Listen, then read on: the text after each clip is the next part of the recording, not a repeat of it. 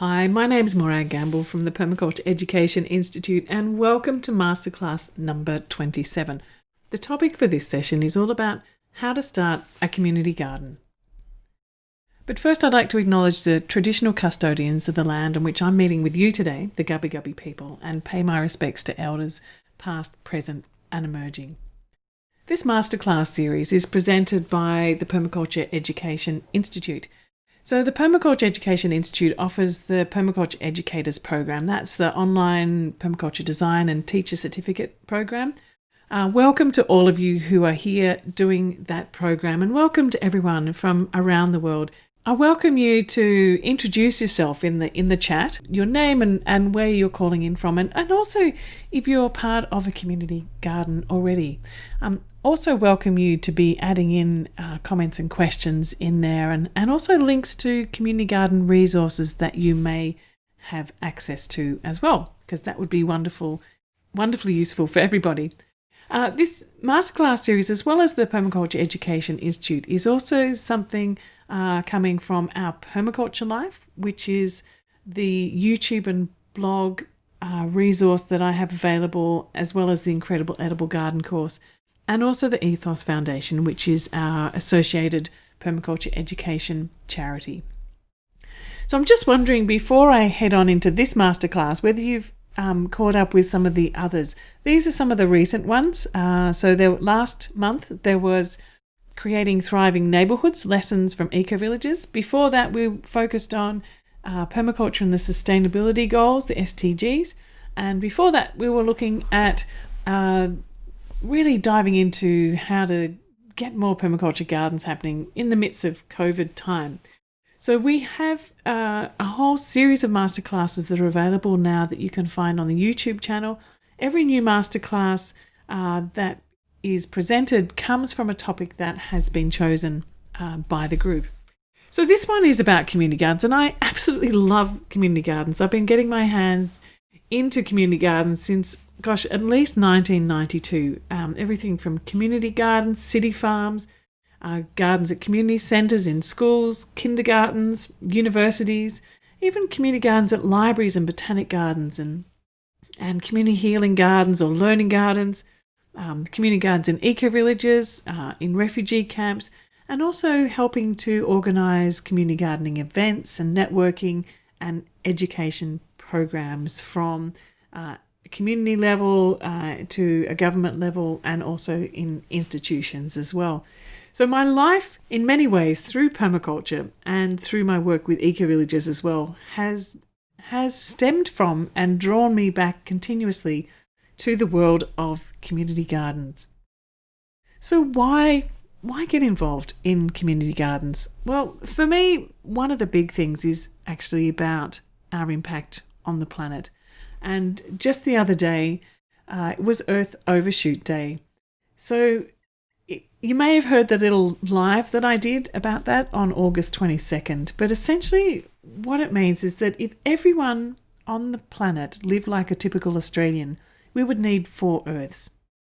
We only have one, obviously. And globally, we have 1.6 Earths used to meet our needs and absorb our wastes. And this is what Overshoot Day is about. So as of August 22nd, everything else that we do until the end of the year is over budget, eating into future generations, eating to other species, eating into other cultures and other people's ways of life. And if we look at actually an Australian ecological footprint and overshoot, we overshot our budget way back in March. So looking at what we do and how we can live more sustainably is really important. And also, when I was a lecturer in food politics at Griffith University, we focused a lot on the backstory to our food system. And these were some of the things that we talked about a lot, about the embodied food miles in every meal, embodied energy, how much fossil fuel energy it takes to make food, the embodied water, and particularly in places here where we have a dry climate in Australia, but also around the world as we have climate change and things are shifting, and how much water in the world. I think it's 70% of the fresh water in the world gets used in agriculture. And so that also is drawing out of ecological systems and redirecting water from natural natural systems and also creating contamination. Over half of our footprint is food related. We still waste at least almost half of the food that we see, but if we actually look at how much food we waste because we only eat a certain part of a plant or a certain part of an animal, then we can see that actually most of the food that is grown in the world is wasted. And yet we have a situation where we have 7 out of 10 Australian deaths being diet related. We have 1 in 9 people in the world suffering from malnutrition, and a situation that's not talked about a lot, but being a modern form of slavery that is embodied within our global food system, meaning that most of the people who are doing the hard work in the industrial food system are not necessarily being paid well, cared for well, have rights, don't have the proper protection equipment, and so on. And we're actually coming into a situation right now where this is we're seeing the cracks in this system because a lot of the itinerant workers aren't able to move around in this COVID time. And so what we're going to see by the end of the year is a major food shortage around the world because of the inability of farmers to actually get their crops in. But another side of this too is that urban agriculture, small farms, small market gardens, home gardens, peri-urban agriculture is actually responsible for a huge proportion of the food that we eat. And it's kind of a bit of a hidden agricultural system in a way. So about a quarter of Australian production of food comes from only 2 to 3% of agricultural land. And the USDA has talked about how urban agriculture can be 14 times as productive per hectare than broad-scale farming systems. And in actual fact, about 800 million people in the world engage in urban agriculture and produce about 20% of the world's food. Now, some of this, of course, is production farming, but there are a lot of areas where we can be engaging in community food systems. And this is part of the research that I've been doing over the last few decades, exploring what is a community food system, where are they, how do they work. And so some of the areas that I've been focusing on have been looking at food cooperatives, farmers markets, box systems, community supported agriculture, community farms, community gardens, and edible school gardens. So the focus, of course, of this particular talk is on the community garden side. But as you see, community gardens sit within this broader spectrum of looking at how communities meet their own food needs in different ways by creating a more interconnected, localised food system. So Costa, Australia's ABC Gardening Australia host, is actually a community garden ambassador.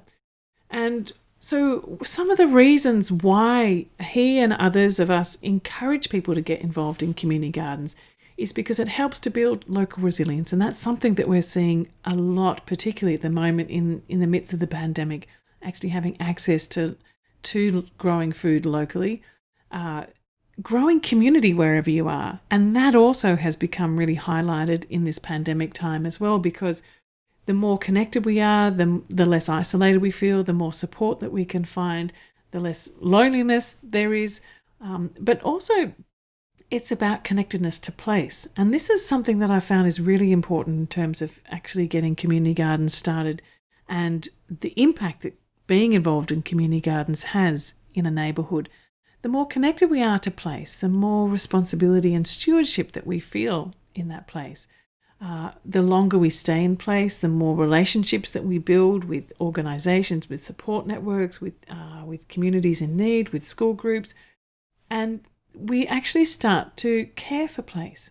And this shifts how we are in the land, and it shifts how we are in place, it shifts how we are in a neighbourhood. And there's so much positive ripple effect that can happen because of that. Now, of course, a most obvious part of community gardens is that of accessing good food, good quality local food. But the thing is that I find that a lot of people come not just for the food. it's obviously about the food, but it's about so much more. It is about the community. It's about the connectedness. It's about being part of something larger than yourself. Some people get involved because they have food scraps and they want to get involved in some kind of community composting system. And a number of different city farms and community gardens have these systems now. Some people are really looking at, well, how can I live more sustainably in and around my city? And this is a place where you can find like-minded people. There's opportunities to get education around and build up skills around those sorts of things. And as I said before, being part of something larger than yourself gives you a chance to feel like you have a chance to make a positive difference, because when you're working with a community, you can get out and connect with those sorts of programs. And of course, being outside, getting involved in gardening, meeting other people, doing this practical, positive work and growing good food is enormously beneficial for our health and well-being, physically and mentally and emotionally. And the food security part is an essential part in some communities, whereas it's not in others. In some communities, it's purely about the community. In other places, it is essentially about the food. There are food shortages that are happening around the world, and the UN predicts a hunger pandemic as well as the COVID pandemic by the end of this year. And so actually supporting community gardens in many parts of the world is an essential thing. And what we're seeing is that community gardens and permaculture groups are linking up with groups in other parts of the world to help to support those. Kind of like the work that we're doing through the Ethos Foundation and linking with our friends in the refugee camps, and those relationships are really important. So that's sort of some of the why. And I'm sure you have many reasons why you might be involved in a community garden. And if you do, and I haven't mentioned one of them, or if I have mentioned it, feel free to put in the chat why it is that you get involved in a community garden. And so what? What does it look like? What is a community garden? And there is no simple one answer for this, because community gardens are so different depending on whatever community you are part of and what your group wants to do together. So they could be allotments, they could be shared gardens, perhaps they're street gardens or weekend farms, purely about being an educational place, or a school garden, a healing garden, a city farm with animals, and maybe they're about diversity and accessibility. Maybe they're welcoming refugees into a community as a welcome garden. Perhaps it's a community food forest, less about the vegetables and more about the fruit trees and the diversity and the even a harvest forest. And a community orchard could be something that's in one place, or it can be distributed and dispersed across a region, across a suburb. So where do you find community gardens, and where are the places that you might actually be able to start these? Well, they could be in parks down the end of your local street. They could be in reserves. And what I mean by this is they're slightly different from parks that are often managed by a local government. A reserve could be something like a main roads reserve. So often government departments, state and federal government departments, identify land for future development. But until that future development happens, there's these reserves that exist and are not being utilised. So there's heaps of space. So something too about the locations of community gardens is they're not necessarily always permanent either. They can be temporary or meanwhile gardens in between other things happening. Ideally, it's best if we can find places that we can inhabit for a long period of time that become like a community commons. And this is why it's important too to be thinking about how we can create them into any new development.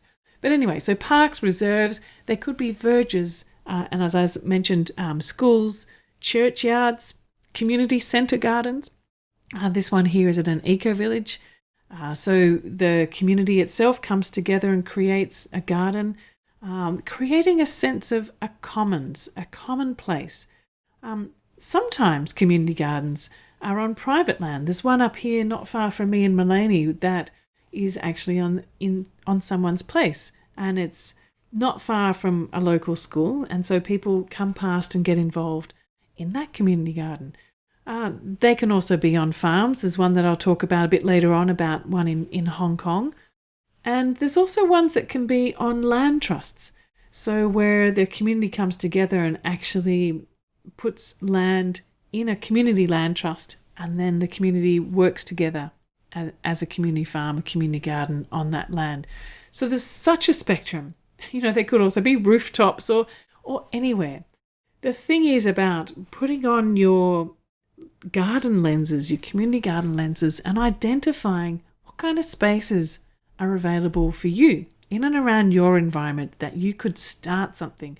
Now, often I've heard groups that are trying for many years to try and get a particular piece of land that they really desperately want to create a community garden on. And while it's great to keep that in mind, I also encourage groups to try and find somewhere that they can get started with, so that you can build the group, you can build the examples, you can build the trust in the community, and so therefore you can then start to move into something maybe more permanent later on. And what about COVID? So, doesn't COVID affect everything about community gardens? Well, yes, I suppose it does, because it affects everything we do about doing things together. But more than ever now, we need community gardening in this time to be connecting with people as well, and to be growing food and accessing land to grow food. So this is a sign that was at a community garden in Canada. And so they're starting to put up signs around the garden and also through social media for their members to try and remind people about staying safe. And so as long as there's clear signage and member education, and mostly too at the moment, there's been a lot of paused education programs face-to-face, but the gardening continues as long as there's safe practices and social distancing. So quite often what we're seeing now, people bringing their own tools, or maybe wearing their own gloves as well, so that, handling anything public, they've got their gloves on. And also, particularly if they're feeling unwell, to stay at home. There's been a really interesting survey that's just been carried out by Sustain Australia about pandemic gardening, not particularly about community gardens essentially, but about gardening and community gardening, food gardening in the cities. So I think they got about almost 10,000 responses, and we're going to hear the results of that back soon. But I do think definitely community gardening in this time is still incredibly important, and perhaps even more important. I've been speaking to some people in Scotland who are part of an allotment garden. They're saying it's what kept them sane in that time, that they could go out and they could tend their garden and see other people on the other side in their allotments and say hello at a distance, but still be outside and have that chance to grow healthy, fresh, nutrient-dense food and have a sense of community even at a distance. So some of the things of how community gardens. So essentially community gardens are by community, for community, and in community. And I've just talked about the type of place or places that you may be able to find to start a community garden. So that's kind of like one of the essential beginning places. But don't get stuck there. You can still start to create your community even before you have your place. When we were starting Northey Street City Farm in Brisbane, as a group together, we were working for well over a year before we even got the piece of land, and identifying what the purpose and of the place was. But it's never one single purpose, and I think that's why I put the S on the end of all these. Is if we get stuck on that being for one particular thing, it often becomes exclusive, or then an opportunity for challenging in situations to emerge. Whereas if we enable ourselves to stay flexible and have multiple purposes that we serve, and enable people to come and say, oh, this is a great place, could we possibly do this too? I mean, one of the things that I really loved about getting that program started was that if someone came up with an idea and had a couple of other people to do it, as long as there was like a trio of people, a new project could get started. And so projects were coming in, and projects were, they would complete, and some would stay and continue on. But as long as there was a group that can continue that on, there wasn't this fixed thing of at being controlled. And I think that's a really important part of staying open and flexible and enabling engagement, having engagement that enables people. So this is, the picture here is of Yandina Community Garden, a wonderful group of people who have been running a community garden in the Sunshine Coast for a really long time. And they have a couple of places. One part of it is an open community garden space, and the other is sort of, it has a fence around it because they have a nursery and sort of enterprises within that space and more delicate equipment that they want to lock up. So, community gardens can have multiple aspects to them. They don't have to be all one and the same. And I think the thing is too about really trying to engage as many different people in the project as possible. It's one thing that I really valued about what happened down at Northey Street City Farm in the beginning, that there was such an openness to engaging with as many different groups as possible. And I think one of the key things that helped us with that was that there were a couple of social workers who were part of our initial team. And so we actually went and knocked on just about every door in the neighbourhood and talked to everyone about what it was that we were thinking of doing, what they would love to see happen down there, an invitation to come down for shared meals, an invitation to put forward ideas, and different groups and different ideas and different reasons for being were engaged and included in that process. Now, of course, it's really important to have permission from the group or groups that are in ownership of that piece of land or stewards of that land. So I would definitely be, as a starting point, if you were looking to start a community garden in a local public park, is to approach your local council, your local member first, and build up a really strong and positive relationship with your local member, because they become your closest and best ally in helping you to negotiate your way through a council. But I would also be seeking permission from the local Indigenous elders and landholders, depending on which country and where you are. And also not just seeing the authorities as being the people to get permission. It's really about engaging with the local community. Like I said, we went door knocking. The first place actually that we went to try and start a community garden in Brisbane, it was next to an aged care facility, and we thought that was going to be great. There'd be a lot of intergenerational connection, but they didn't want it. They thought it would be dangerous or noisy or affect their quality of life. And so by actually having this conversation with them, we realised that we really didn't have that permission, that relationship. And that's an important thing, not to just kind of forge on and barge your way in, but actually to create that sense of relationship. And if you're starting something new, to really feed your way into the ecosystem, the human ecosystem that exists there.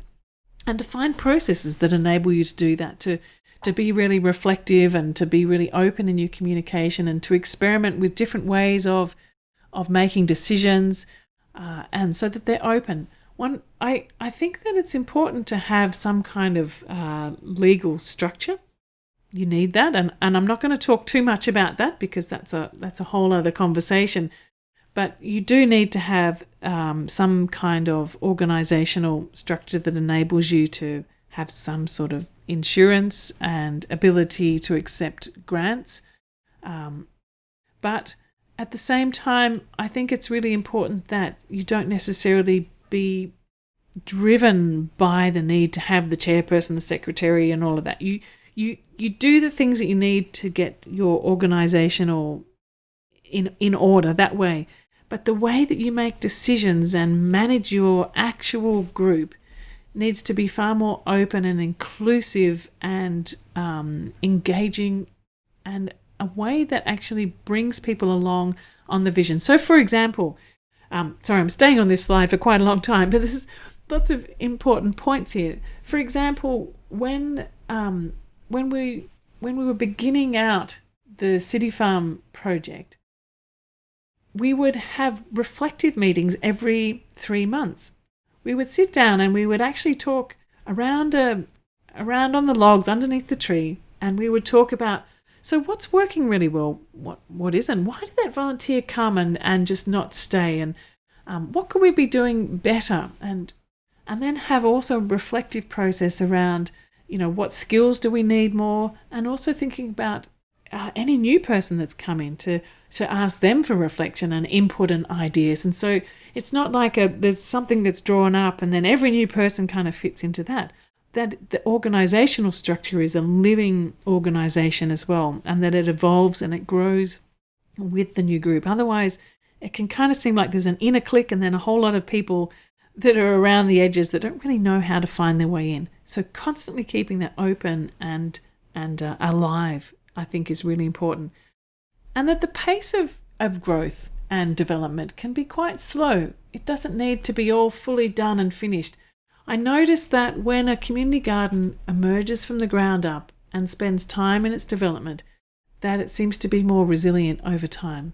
Often ones that kind of get done and developed and plonked on the land and then ask people to inhabit that space never really seem to have a sense of ownership so much of that garden. I've seen a lot of sort of cookie cutter gardens started by authorities thinking that they're doing the right thing, whereas actually some of the most important parts of it is the emergence of it from the ground up.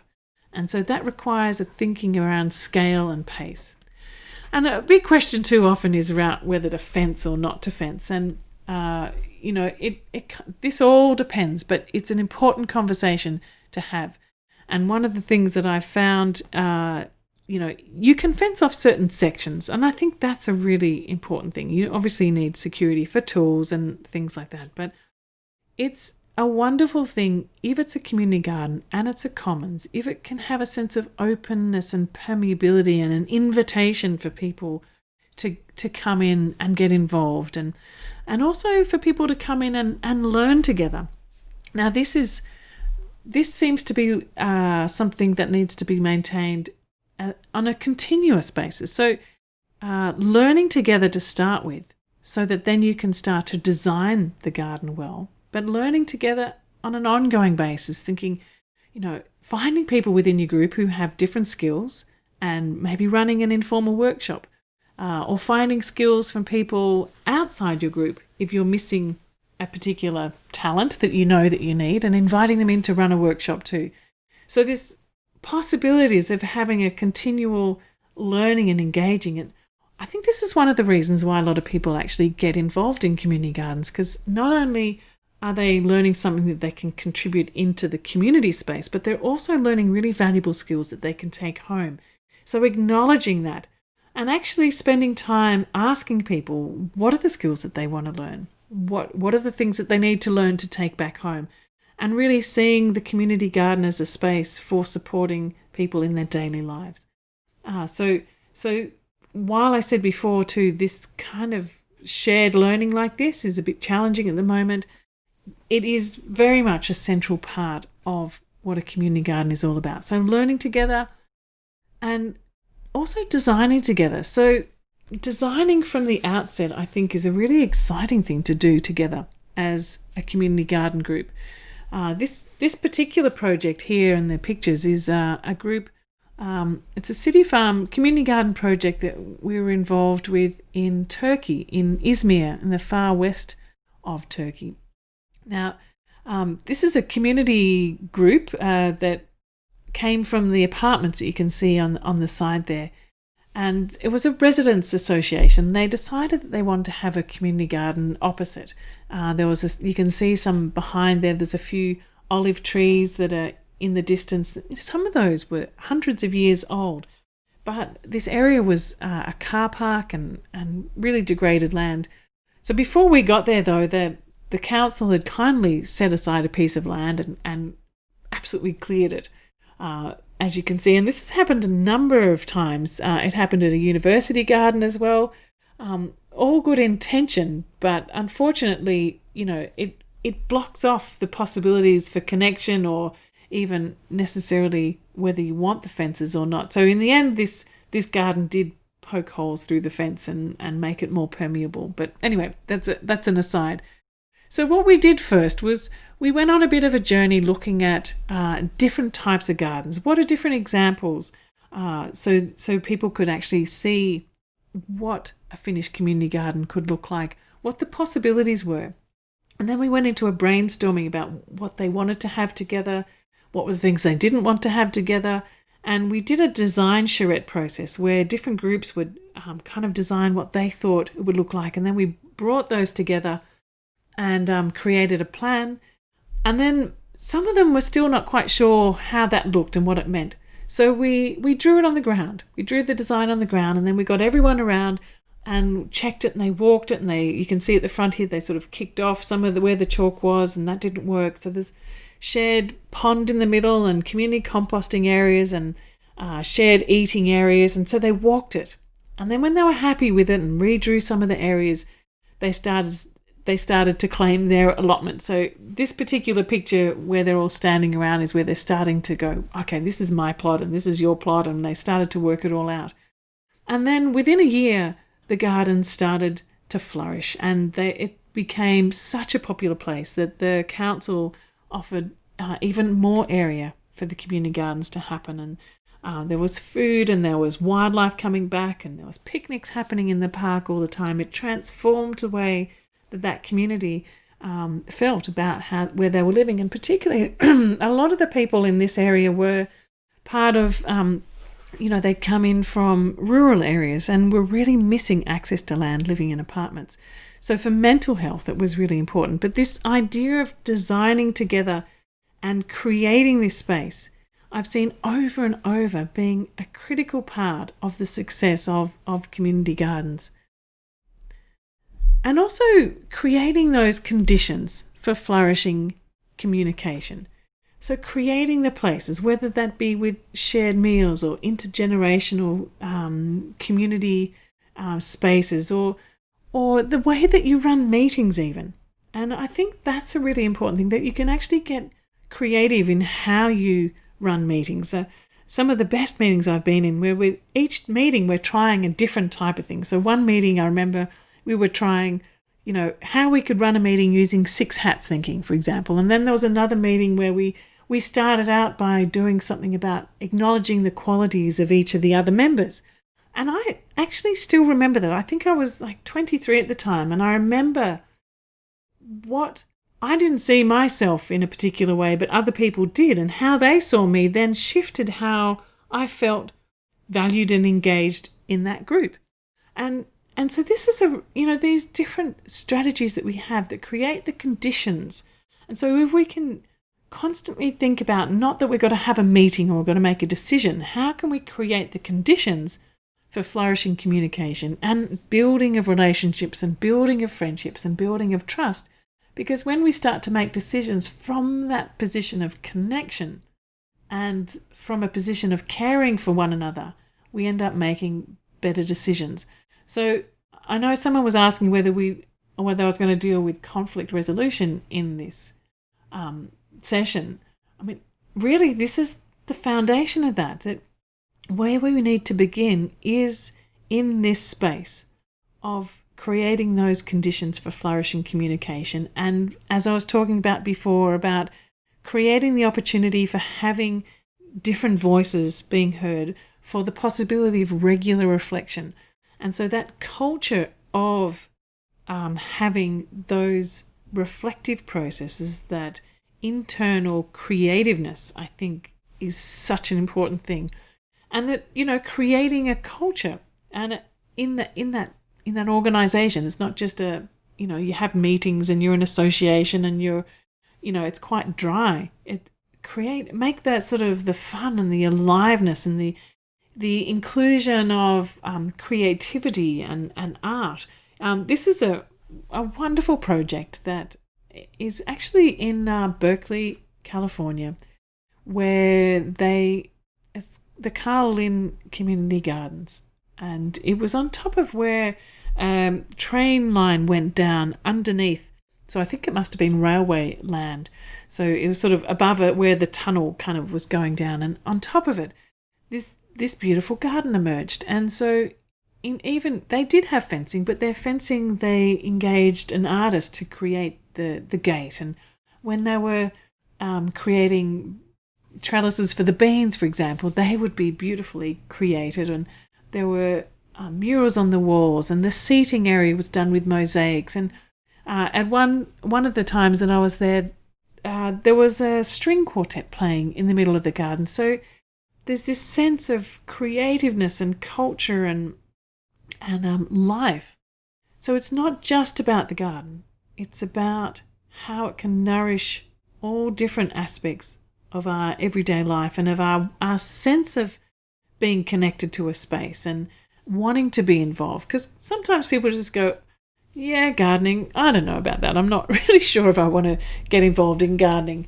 But if there's other things that draw you into that space, for example, if you're in that garden listening to a string quartet and then you turn around and you notice all these beautiful flowers and the life that's happening and you smell that and you get connected to it, then maybe bit by bit each time you go, you think, oh gosh, I really love it here. Maybe there's something I could offer into this space, or perhaps I could get an allotment here, or maybe I might come and support another program that's going on here. And so there's different ways of connecting people into a space apart from gardening.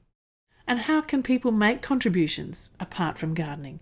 They've got these beautiful mosaics there, so there would be obviously an engagement of an artist.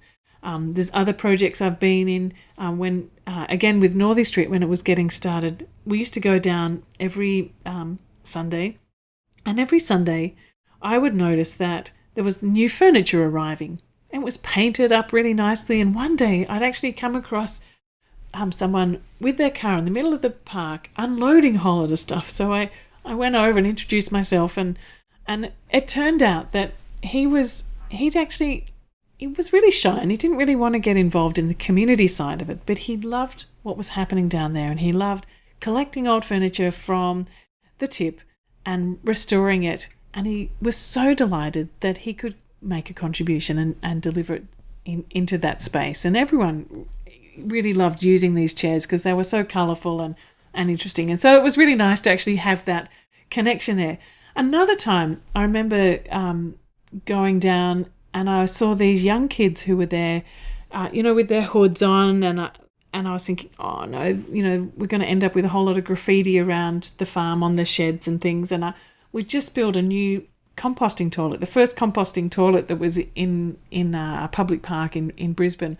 And there was graffiti on the sheds further down the river zone. Anyway, so I was about to walk away and something kind of grabbed me, and so I turned around and I just went over to them and I said, hi guys, we've got this new building here and it's looking really blank. I was just wondering, do you guys do any kind of artwork? Maybe you could decorate it or something. It's just this open canvas. And they kind of nodded and thought that sounded like a pretty good idea, and I just left it at that and hopped on my bike and raced away. Anyway, I came back down the next day and I couldn't believe my eyes. They had made this most amazing mural. There was a big spray painted flower in the middle of the wall, then surrounded by these swirling hearts that came off it, and then they tagged it. It was beautiful. It was totally appropriate. We never got any graffiti after that. And it was just, I think there's so many different ways to create a sense of connection to the place. And as you're starting a community garden, to be really open to that, the unexpected things, and to be flexible, to be able to work with whatever it is that emerges. So, and making together is really important. So some of the things that often get made in community gardens are cob ovens. So this is a really lovely cob oven that a friend of mine had made, actually, where they used the mud to create this sculpture like a dragon, and the smoke comes out his nose, and you put the pizza or whatever you're baking into the bread into the belly of the beast. But you can simply make them as mounds or decorate them however you like. And the key thing about these is that they're beautiful for cooking up, different sorts of bakes or stews from the gardens, or cooking up some spuds, or baking some breads or pizza nights or pizza lunches while you're down there. And they're safe because they're not hot on the outside, so they're really good if you've got kids around. The middle picture here is in Cuba, actually, where a lot of the community permaculture that happened was around about growing together and making together and processing food together and learning together. So this was processing rosellas and learning how to dry them. And the next picture along too is also from Cuba, where in a kindergarten garden, the mothers there were involved in setting up these solar drying racks so that they could grow and dry herbs and make micro enterprises together. So you can have micro enterprises, you can make different sort of foods together, different sorts of structures, learn about natural building methods or energy systems, and playing together, whether it be music or this experimental approach, is a really fun way to engage people as well. This was part of a community garden in Bath, actually, where they had a music event, and in order for the band to play, people had to hop on the bikes and pedal really hard to get the power for the amplifiers. And so as soon as someone got tired, someone else jumped on, and there was this, it's this way of engaging. And also in another community garden, I think this one was in Bristol, I came across this bicycle, and it was stuck on the edge and obviously almost well and truly forgotten about, but it inspired me to think about ways in which people who like to get in and make stuff and experiment and create things can engage as well. So I imagined a community, almost like a community composting gym, where there could be a whole series of bikes and other sorts of things that were helping people to either sift the compost or turn the compost, and using our innovation, our ideas and our creativeness. We ran a whole lot of different programs at community gardens at different times to help people to learn how to build and make. And I remember one workshop actually that we ran, which was a women's building workshop to build a trellis. And it was the first time a lot of those women who had actually ever used a drill or a hammer or built anything structural. And it was a revolutionary workshop for those women. We had a female builder who led the workshop. And so, you can imagine the things that can start to open up for people to go and, feel enabled to be able to do things in their own community, in their own home, and not feel like they're so dependent.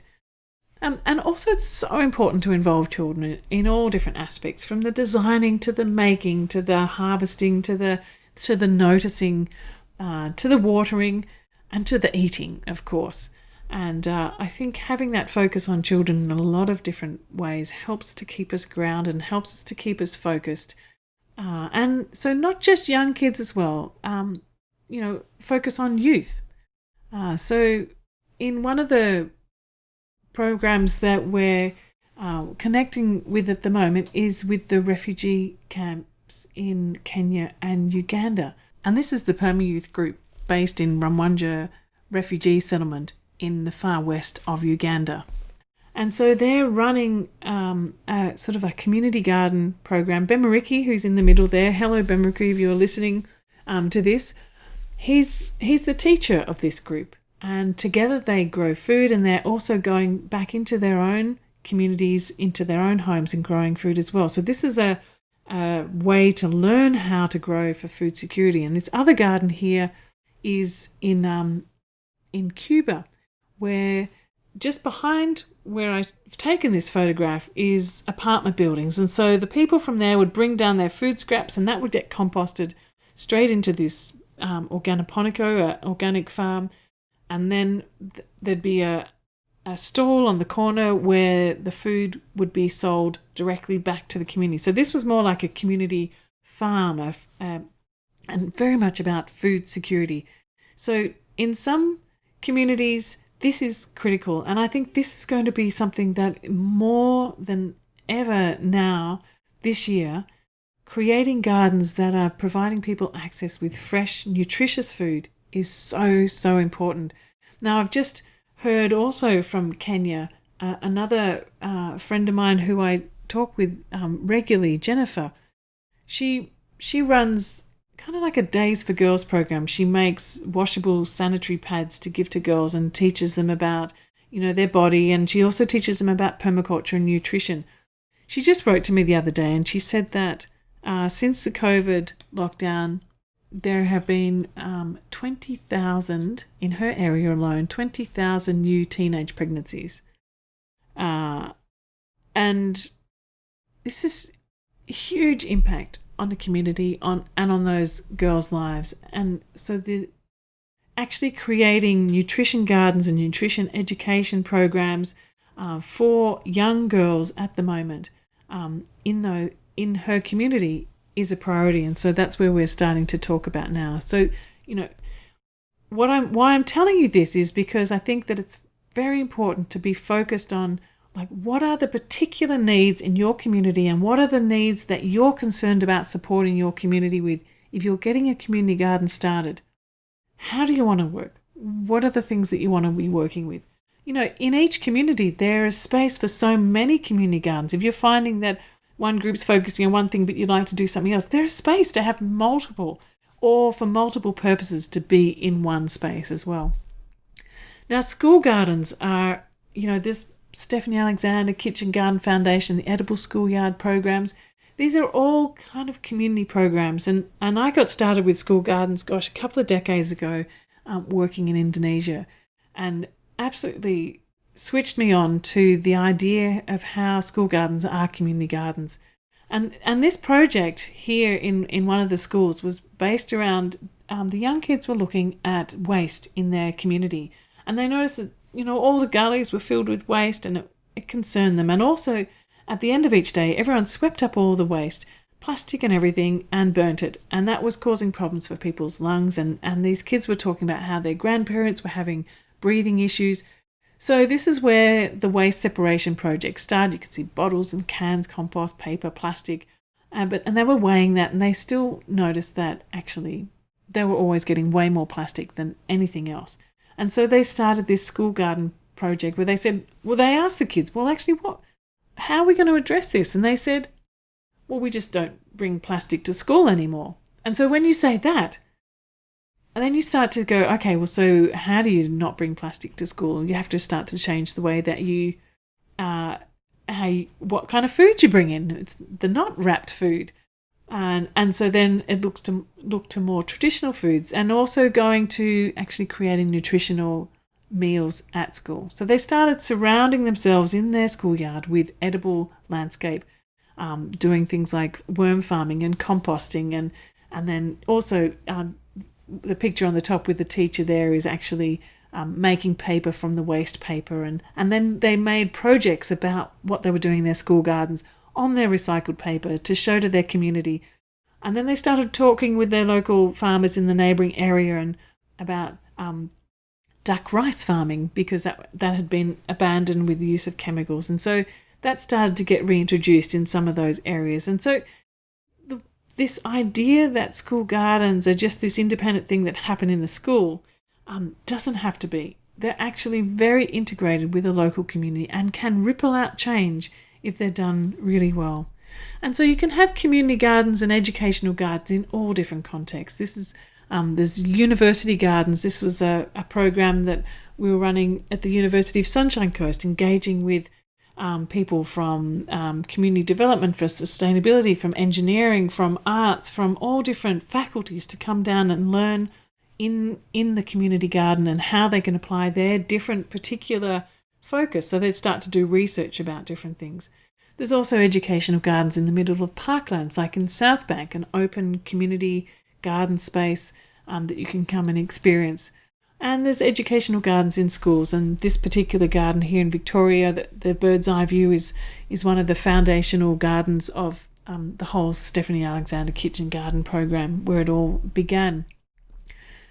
And taking community gardens to the streets too. The woman here on the left-hand side, this is in Manchester, and she's a social worker, and she had identified how actually there was so much crime and so much lack of things to do in this highly urbanized industrial part of the city.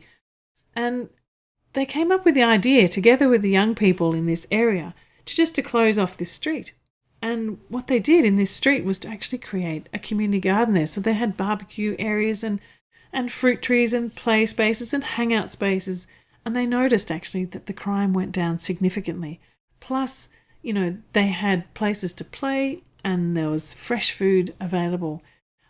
Other cities, this is Barcelona, the rest of the pictures, where there's fruit trees everywhere, particularly in the old part of the city, and there's orange trees everywhere, and even in the central roundabout there was plum trees and olive trees.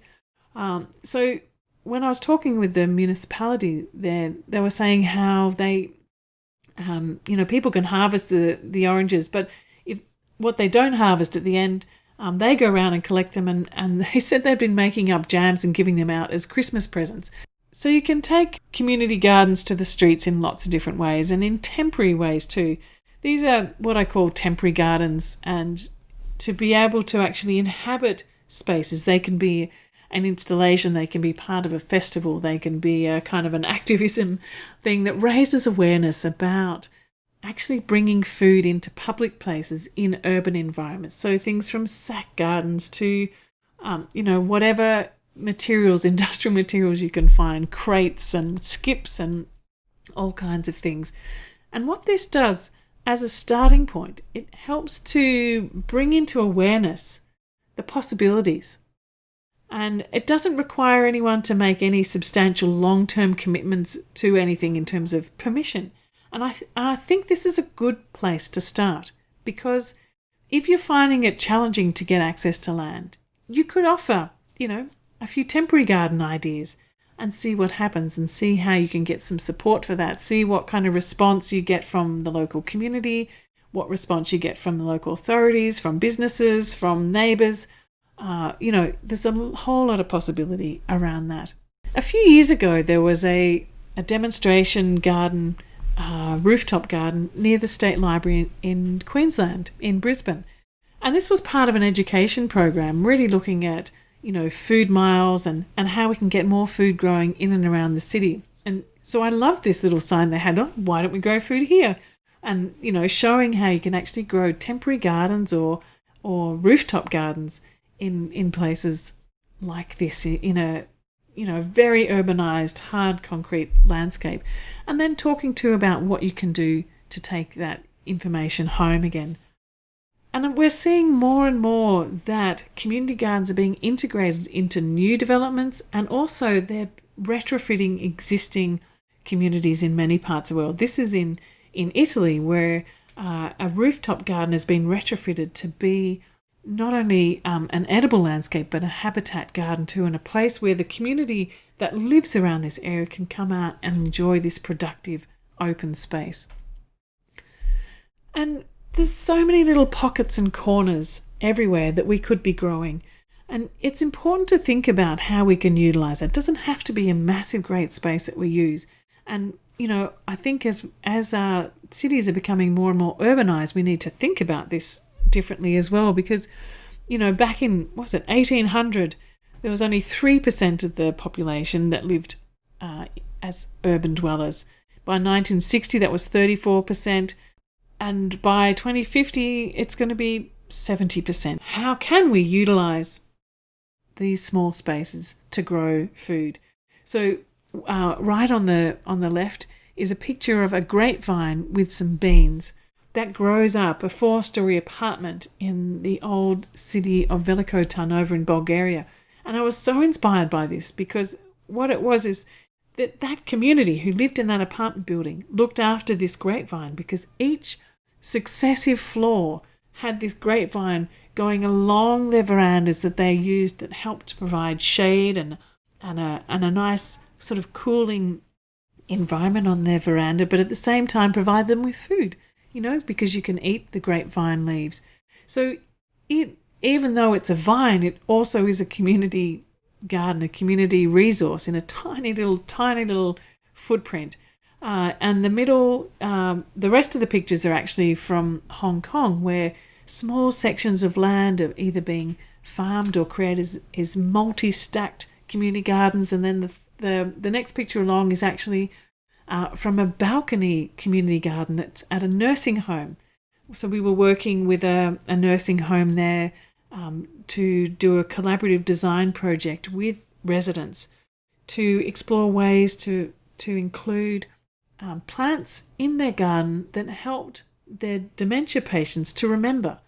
And they told us about the stories about how they noticed the difference in their patients' memory when they got out into the garden and they started to smell or taste, a particular tomato or a flavour.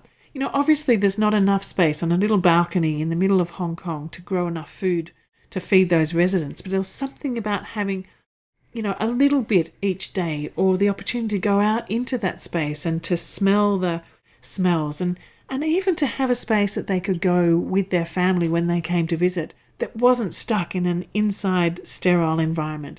And it created such a shift in their sense of themselves and actually them and their memory as well. So that was an amazing example of how a community garden can be defined differently or described differently depending on which context you're in. And, this context of a highly urbanized environment like Hong Kong makes it really challenging to think about where you might put a community garden.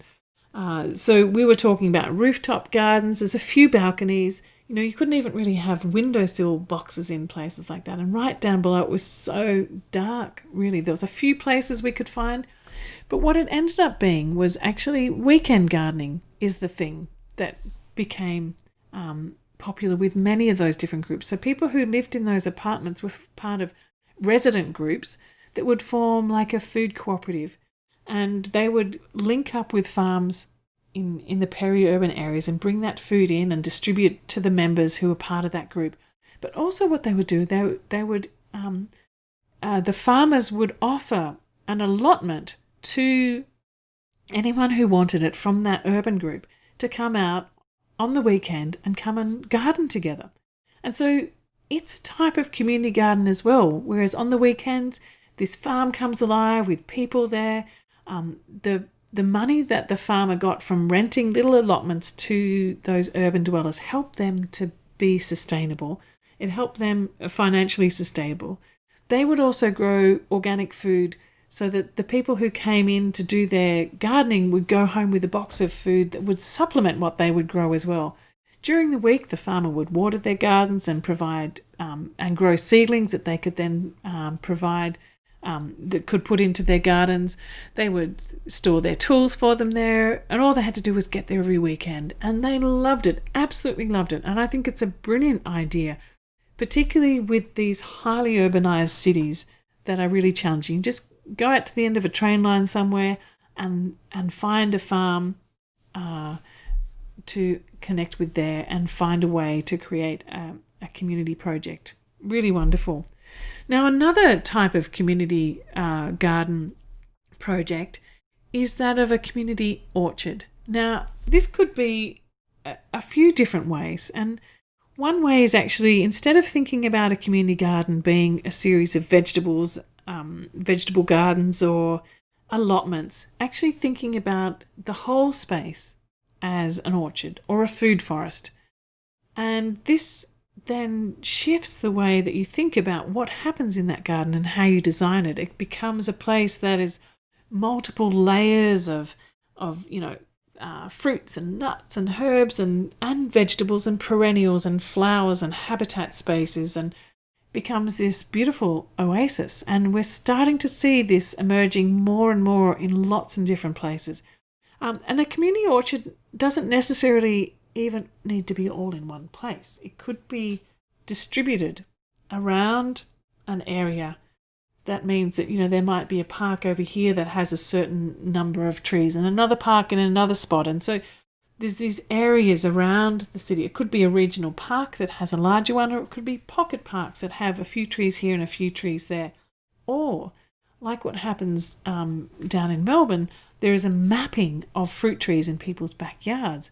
And then there's a sort of a collective sharing. Because, when an orange tree comes on, there are so many oranges on it that you can't actually ever manage to eat all of those oranges. So, if you bring those in and trade them around, and then someone else has something else and you haven't a community orchard that's distributed into people's backyards, but the harvest is where the community space happens.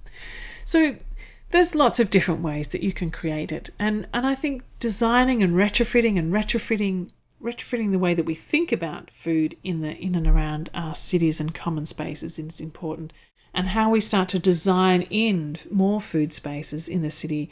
I mentioned about this place last time, which was in village homes in California, where a lot of the street trees are things like almonds and fruit trees. There's there's orchards and then community gardens. There's all sorts of food embedded within the landscape. At least 40% of the suburb open space in the suburb is actually edible landscape, and it's absolutely amazing place to be.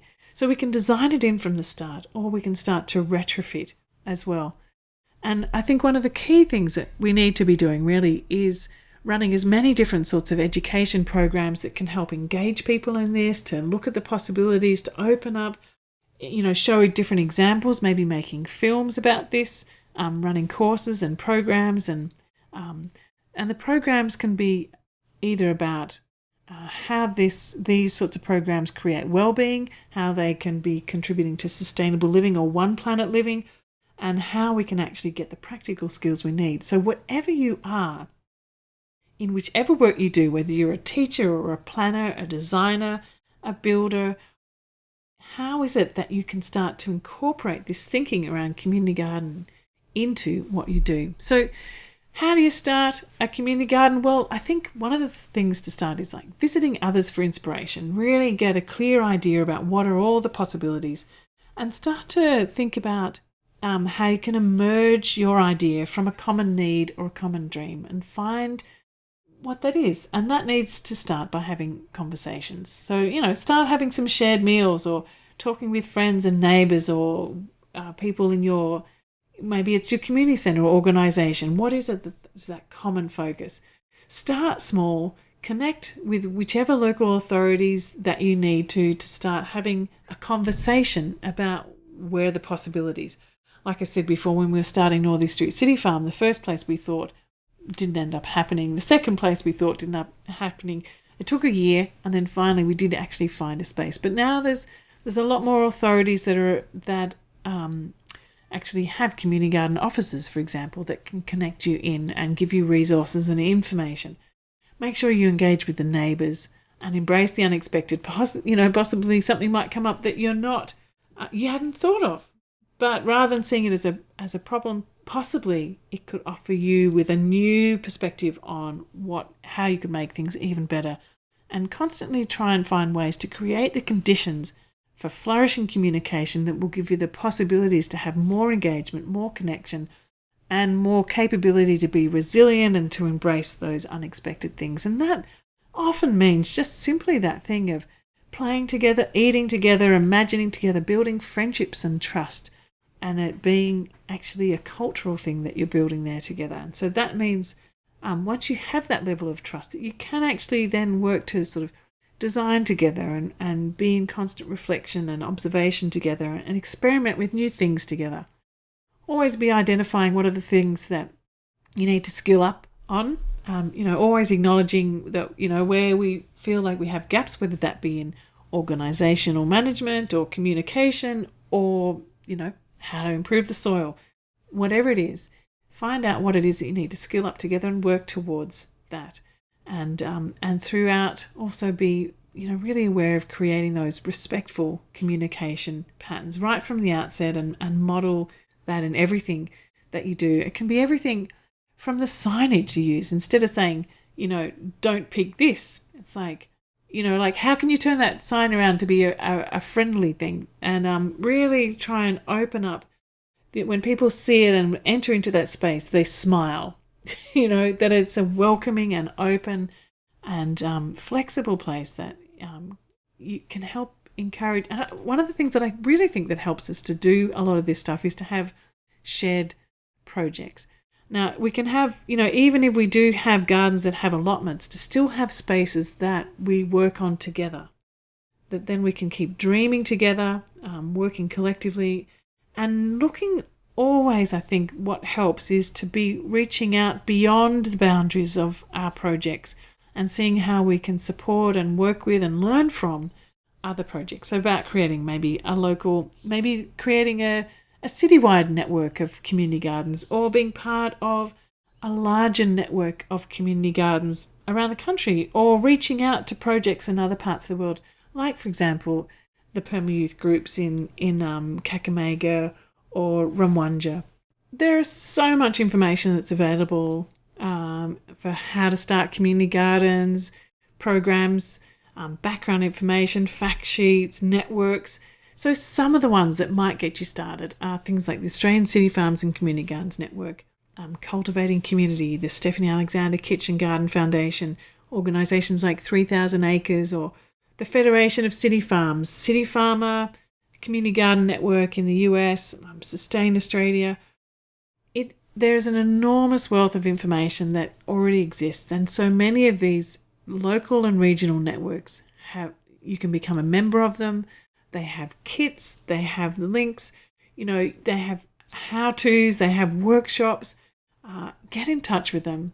So also there's a lot of resources that we have available through the Permaculture Education Institute and Our Permaculture Life. So, for example, one of the interviews that I did recently on the sense making in a changing world was with the wonderful Mariam Issa, who created a community garden in her backyard in Brighton, in Melbourne, for refugees.